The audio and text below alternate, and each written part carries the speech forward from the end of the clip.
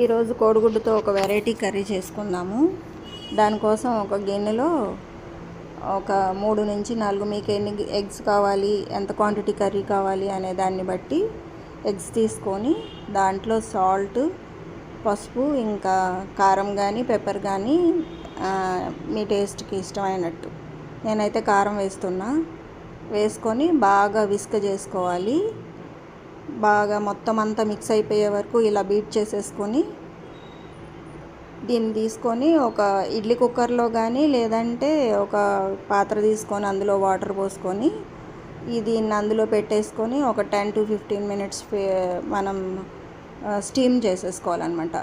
ఇందులో ఒక spoon oil కలిపాను నేను, అంటుకోకుండా వచ్చేస్తుంది అన్నమాట. సో నేను ఒక గిన్నె పెట్టుకుని అందులో వాటర్ వేసుకున్నా. దీన్ని ఇప్పుడు ఒక 15 మినిట్స్ కానీ 10 మినిట్స్ మనం చూసుకోవాలన్నమాట. అందులో ఒక పుల్ల పెట్టి గుచ్చితే టూత్పిక్తో అంటుకోకుండా వచ్చేస్తే అయిపోయినట్టే. 10 to 15 మినిట్స్ మధ్యలో అయిపోతుంది. ఈలోపు మనం ఒక 2-3 ఉల్లిపాయలు, ఎన్ని ఎగ్స్ వేసుకుంటే అన్ని ఉల్లిపాయలు వేసుకోవచ్చు. ఉల్లిపాయలని సన్నగా కట్ చేసుకొని ఒక 2 పచ్చిమిర్చిని కూడా సన్నగా తరుక్కొని పక్కన పెట్టుకోవాలి. ఈలోపు ఇది ఉడికిపోతుంది కదా, దీన్ని సన్న సన్న ముక్కల కింద కట్ చేసుకొని పెట్టుకోవాలి. నేనైతే బాక్స్లోనే కట్ చేసేసి తర్వాత డీమౌల్డ్ చేసి పెట్టాను. ఇట్లా స్క్వేర్ పీసెస్గా కట్ చేసేసుకుంటే కర్రీకి బాగుంటుంది. ఇది కట్ చేసుకుంటాం అయిపోయిన తర్వాత మనం నెక్స్ట్ ప్రాసెస్లోకి వెళ్ళిపోదాము.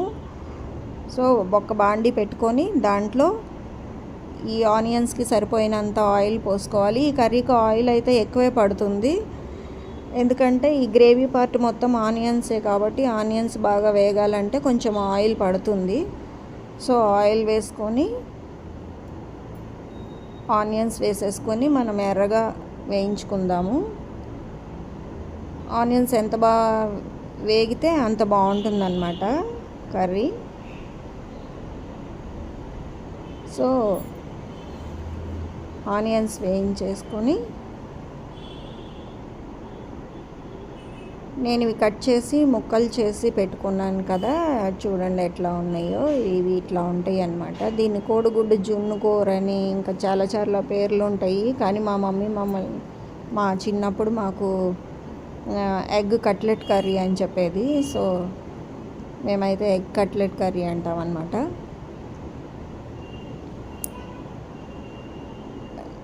నెక్స్ట్ ఈ ఆనియన్స్లో సాల్ట్ వేసేసుకుందాము. పసుపు ఇంకా కారం కూడా కర్రీకి సరిపోయినంత కారం ఇప్పుడే వేసేస్తున్నాను. ఇష్టం ఉన్న వాళ్ళు దీంట్లో అల్లం వెల్లుల్లి పేస్ట్ కూడా వేసుకోవచ్చు. నేను గ్రేవీ కర్రీ లాగా చేస్తే అల్లం వెల్లుల్లిపై వేస్తా. ఇది ఫ్రై కాబట్టి నేను వేయట్లేదు. ఇందులో ఇంకా కొంచెం ఆయిల్ అయితే పడుతుంది, వేస్తా నేను.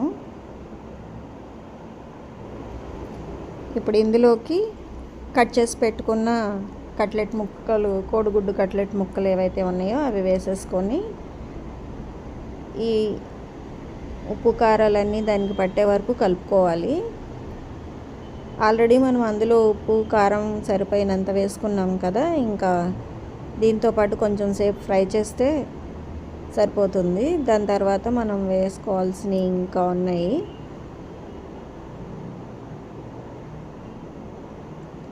కాసేపు మూత పెట్టేసి ఒక 5 to 6 మినిట్స్ మగ్గ పెట్టుకుంటే ఆయిల్ అంతా బయటకు వచ్చేస్తుంది.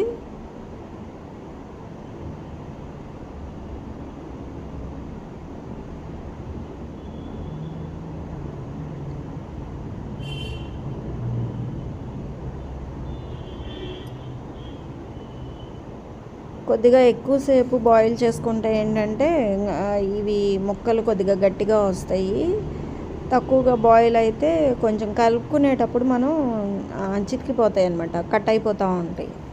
సో 10 మినిట్స్ కన్నా కొద్దిగా ఎక్కువసేపే పెట్టుకొని బాయిల్ అవనిస్తే పర్వాలేదు.